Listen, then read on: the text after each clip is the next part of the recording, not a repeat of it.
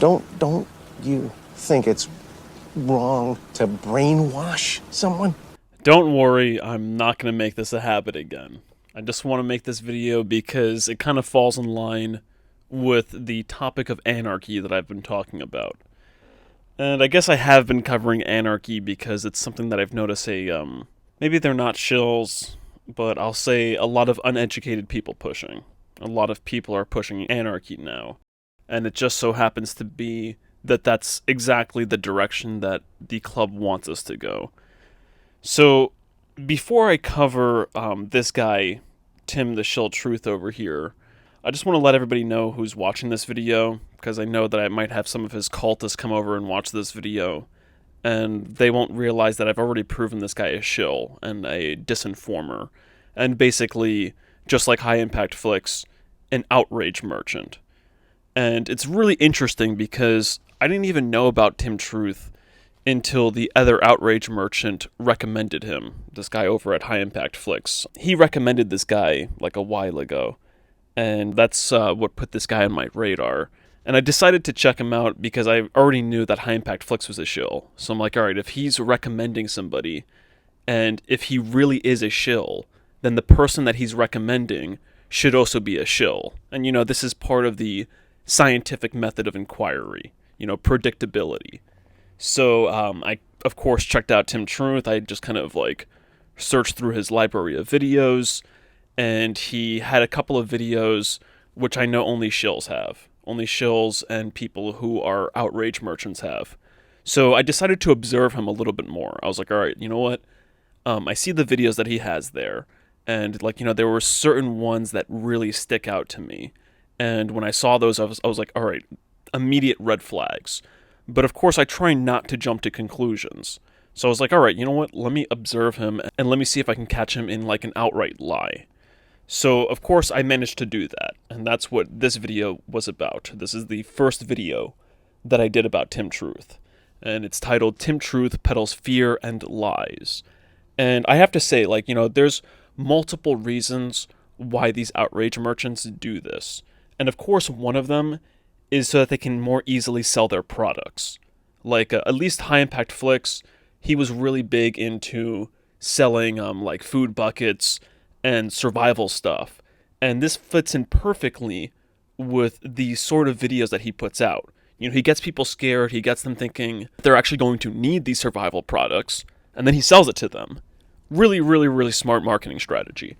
So anyway, this guy Tim Truth though, not High Impact Flicks, returning to this guy Tim Truth, in this video, I proved that Tim Truth presents to his audience a nearly 40% increase in excess deaths.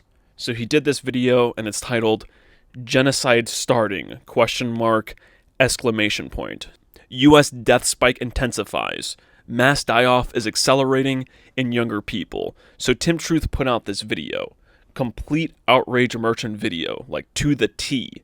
And he has this chart in the video, and this chart was actually even the thumbnail of this video. So his thumbnail had this chart, but it was in red and black, which is actually the color of these anarchists and these outrage merchants, and I'll be getting into that in this video. So anyway, he puts out this video, and as you can see by this chart here, he's claiming a nearly 40% increase in excess deaths for this age group.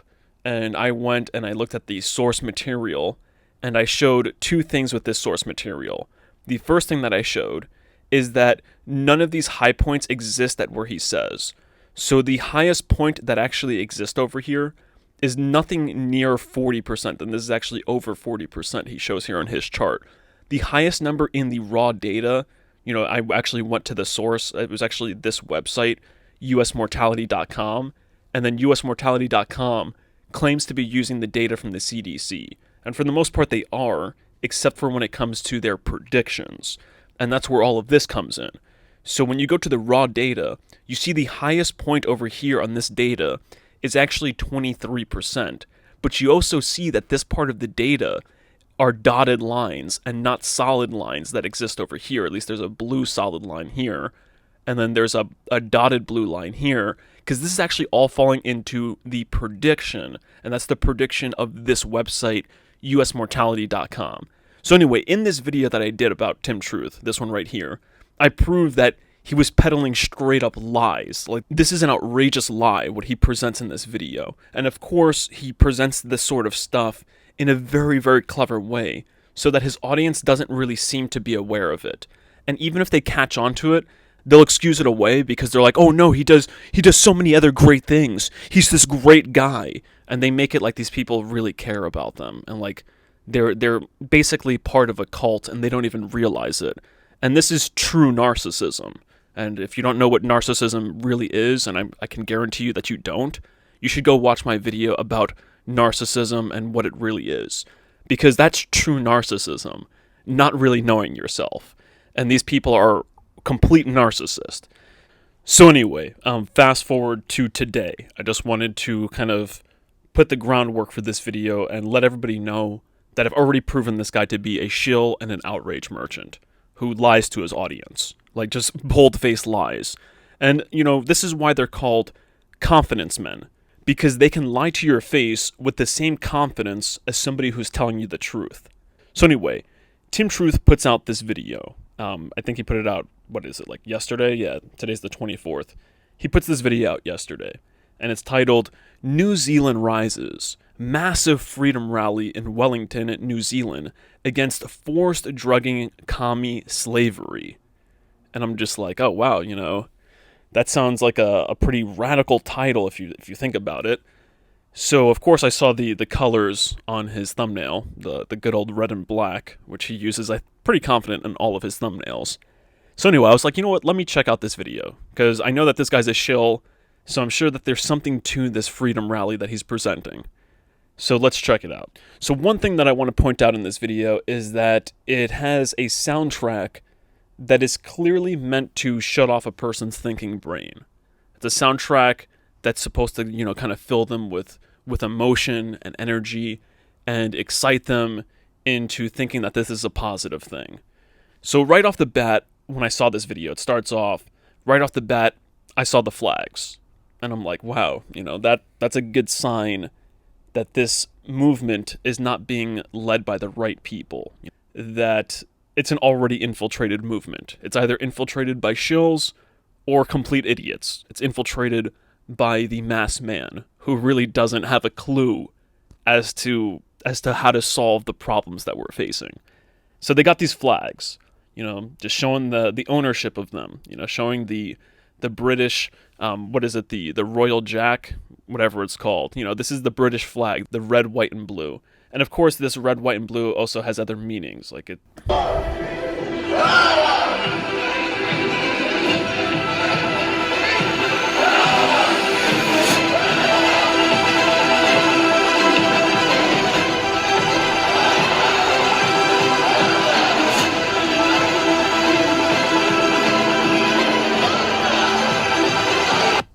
All right, I know it's absolutely, it's so cringy. So anyway, as I'm watching the video, I noticed something. I'm like, oh, wait a second. This is being led by Anarchist. I mean, if you look at their signs, if you read their signs, they're being led by this giant sign that says government must go. You know, it's not this government must go, but it's actually saying government must go. These are Anarchist. So anyway, as you watch the video, if you play it, there's several other signs here. And of course, like, you know, there are normal people here. There are average people here who have no idea what's being done to them. They have no idea that they're being led to exactly where the elite want them to be led. So we got this sign here. We got these guys in the front. And of course, they're all being led along like sheep. And they're all mindlessly repeating what this guy is saying. Let's see what he says, okay?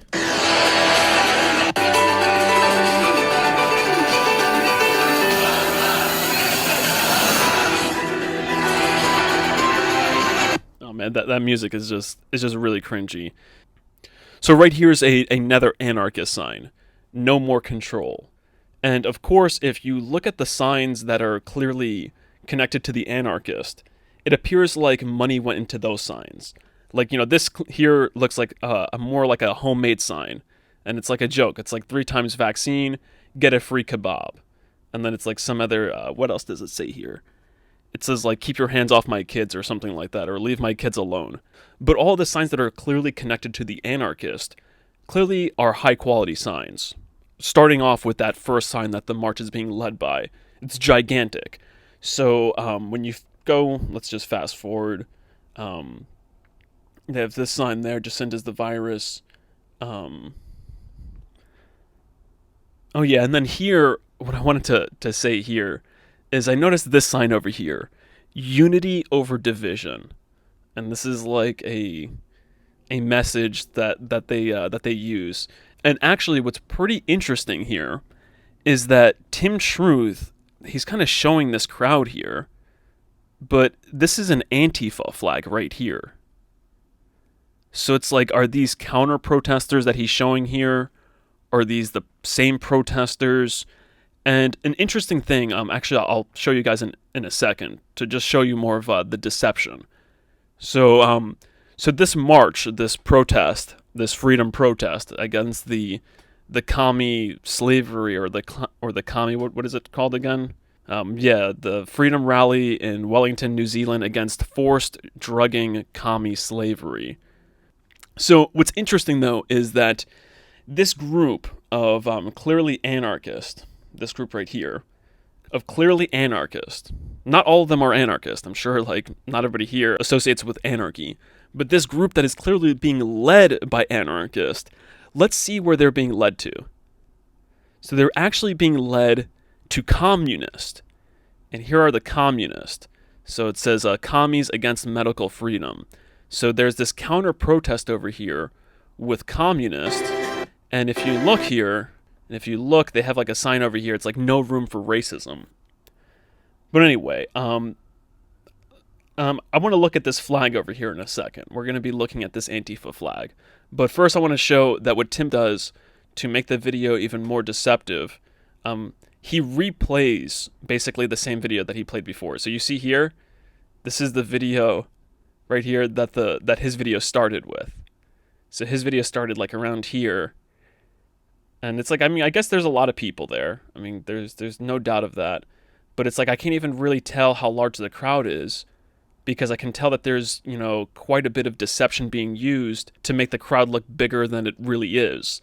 I mean, the crowd is big, I'm sure, but there's clearly some deception being used. So now I want to talk about this flag here. Let's talk about this anti-fascist flag, right? And this is a point that I want to make with all of these anarchist shills on YouTube and on BitChute and all of these platforms.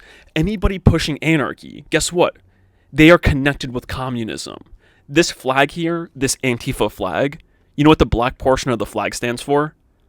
It stands for anarchy. The red portion stands for communism. Let's look at this, okay? So anarchism in Russia. So anarchism in Russia has its roots in the early mutual aid systems of the medieval republics and later in the popular resistance to the czarist autocracy and serfdom. Through the history of radicalism during the early 19th century, anarchism developed out of the populist and nihilist movements' dissatisfaction with the government reforms of the time. Now, before I move on, I have to quickly talk about these government reforms, because it's pretty interesting, because without these government reforms, these movements wouldn't have gained in popularity. Or at least it would have taken a lot longer for them to gain in popularity. Let me show you what I mean. So let's look at these reforms. Now, these reforms were by Alexander II of Russia. Now, there's a couple of reforms here. The only important one really for us right now is the relaxation of censorship of the media. So when you look into this, it's under the title of Censorship and Glasnost. So in 1858, Alexander II, that's the he, removed most of the censorship restrictions on the media, newspapers, magazines, books, and pamphlets, resulting in an explosion of new publications. Thus, Alexander achieved a degree of glasnost, or open discussion, as the new media were often filled with discussions of reforms that were urgently needed. So what really happened is that this guy's reform of the media, him loosening the censorship of the media, actually resulted in a flood of propaganda And part of this propaganda, or one of the elements of this propaganda, was anarchy and communism and like other far left ideas, like far left radical ideas. So it's kind of interesting how this guy played a hand in all of that. Now, this isn't really important. I guess it's also pretty interesting. This guy, he also reduced the restrictions on Jews. Apparently, at this time in Russia, Jews weren't allowed to travel. And you know what? I'll just read what's here. So, under Alexander's rules, Jews could not hire Christian servants, could not own land, and were restricted in travel. However, special taxes on Jews were eliminated, and those who graduated from secondary school were permitted to live outside the pale of settlement, and became eligible for state employment. Large numbers of educated Jews moved as soon as possible to Moscow and other major cities. Jews were blamed for the assassination of Alexander II. The backlash was fierce and conditions grew much worse. Now, of course, most of it is just propaganda to manipulate the masses in a certain direction. The first Russian to identify himself as an anarchist was the revolutionary socialist Mikhail Bakunin, who became a founding figure of the modern anarchist movement within the International Workmen's Association. In the context of the split within the IWA, the International Workmen's Association, between the Marxist and the anarchist, the Russian Land and Liberty Organization also split between a Marxist faction that supported political struggle and an anarchist faction that supported propaganda of the deed, the latter of which went on to orchestrate the assassination of Alexander II. So this is pretty interesting. The Jews were blamed on the assassination of this guy, and when you look into it, the group that actually assassinated him was this anarchist faction that supported this propaganda of the deed ideology. Now, before we look at this ideology, this propaganda of the deed stuff, let's look at the International Workmen's Association. So the International Workmen's Association, often called the First International, was an international organization which aimed at uniting a variety of different left-wing socialist, communist, and anarchist groups and trade unions that were based on the working class and class struggle. So this group, like right at the beginning of this whole anarchist stuff, they were all working together. They were all working together, not just at a state level, like not just in Russia. These people were international. Okay, they had this international organization. And what they did is they made it as if this break was natural. They make it as if like, oh yeah, they just had this break and they had their differences and they went their separate ways. But that's not actually what happened. What ended up happening is these two factions, and this is what happened in secret, at least what I believe. These two factions, they realized that they can't work together as one faction, as one monolith. They realized it would work a lot better in their favor if they split off and pretended to be two different groups because of this propaganda of the deed stuff. You see, these anarchists, this anarchist faction, takes part in this propaganda of the deed stuff, which would make it very difficult for them to be true political candidates. So let's look at this propaganda of the deed. So propaganda of the deed, from the French, I don't speak French, so I'm not going to read that, is specific political direct action meant to be exemplary to others and serve as a catalyst for revolution. It is primarily associated with acts of violence perpetrated by proponents of insurrectionary anarchism in the late 19th and early 20th century, including bombings and assassinations aimed at the ruling class, but also had non-violent applications. These deeds were intended to ignite the spirit of revolt in the people by demonstrating the state was not omnipotent and by offering hope to the downtrodden, and also to expand support for anarchist movements as the state grew more repressive in its response. Okay, so now let me put the pieces of this puzzle together and make it very clear what was happening and what is still happening. So this propaganda of the deed, it reminds me of these protests. But not just these protests. There's so many other things that go into the propaganda of the deed. It doesn't have to just be these news stories of people getting away with basically murder. Like, you know how you have all of these news stories coming out of all of these democratic cities of these criminals getting away with stuff? And, you know, even these stories about illegals crossing the border. All of this, it ignites the spirit of revolt. All of this propaganda that people are seeing, and all of these people like Tim, what they're really doing is they're igniting the spirit of revolt, but they're doing it in a very mindless way. They're making sure that mushrooms will be revolting. And for those of you who don't know what mushrooms are these things that grow by keeping them in the dark and feeding them shit. Okay, so these people, they're making sure that people stay mushrooms. And they're intentionally trying to antagonize them into the spirit of revolt. And it's all according to the club's plan.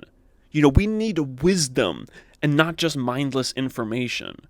But let me not get carried away in that revolt. The other thing that I wanted to say about this, which I almost forgot to say, is this last bit here.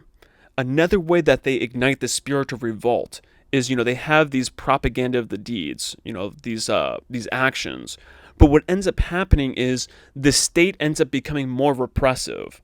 So they'll like capture that and they'll kind of fixate on that and they'll say, "Oh, look how oppressive or repressive the state is," and this furthers the spirit of revolt. And now to some degree, and I'm not saying this entirely, but I think First Amendment auditing plays some role in this. But the point is I also want to make this point when it comes to the assassination of Alexander II. And I think that whole thing, I don't know if he was really assassinated. You know, they make this claim that he was assassinated, but he could have been part of all of this. And he could have faked his assassination, or he could have had his assassination faked to cause a more repressive response by the government, which would then serve as a catalyst for the Russian Revolution and the coming of the communists. Like, you know, it's all, I mean, the way that these people manipulate us and get us to go exactly where they want to go is unbelievable. And I think that this is a perfect example of that. But now let's move on to the next paragraph. So specifically, anarchist groups such as the Black Banner began to emerge at the turn of the 20th century, culminating with the anarchist participation in the Russian revolutions of 1905 and 1917. Though initially supportive of the Bolsheviks, many anarchists turned against them in the wake of the Treaty of this name, which I can't pronounce. I'm not even going to try to butcher it. What is this, like Brest-Litovsk or whatever? Launching a third revolution against the government with the intention of restoring Soviet democracy. But this attempted revolution was crushed by 1921, definitively ending with the suppression of this rebellion and the defeat of the Black Army in Ukraine. What's interesting is that this Black Banner, you know, if you look into this Black Banner group, this Black Banner, the black flag, as I said in the beginning of the video, the Antifa flag is a combination of the black flag, which is an anarchist flag, and actually I guess I screwed up before, because I said that the red stands for communism, and it does stand for communism. If you look at all of the communist flags, they use this red color. But it's also one of the first anarchist symbols. So these Antifa flags that they're carrying around represents both anarchy and communism. And, you know, historically, that's exactly what happened. You know, historically, this supposed Antifa back in Russia was a combination of communist and anarchist. And that was that first international group. So it's pretty interesting, at least for me. I find it very interesting, and I find it very suspicious that you have anarchists appearing at the heads of one group, like all of these supposed alternative voices, people like High Impact Flicks, and people like Tim Truth, and a lot of other supposedly alternative voices. A lot of them are actually anarchists. So you have these people, you know, basically in charge of the information on one side, and then you have communists in charge of the information on the other side. And then they're pretending to be against each other. I mean, to me, it's It's very obvious to me, but maybe, who knows, maybe I'm just like a paranoid schizophrenic and I'm putting pieces together that don't actually exist. This is possible, it could be the case, but I'm pretty confident that it's not. Don't talk to me like I'm crazy. I'm not crazy! I was never crazy.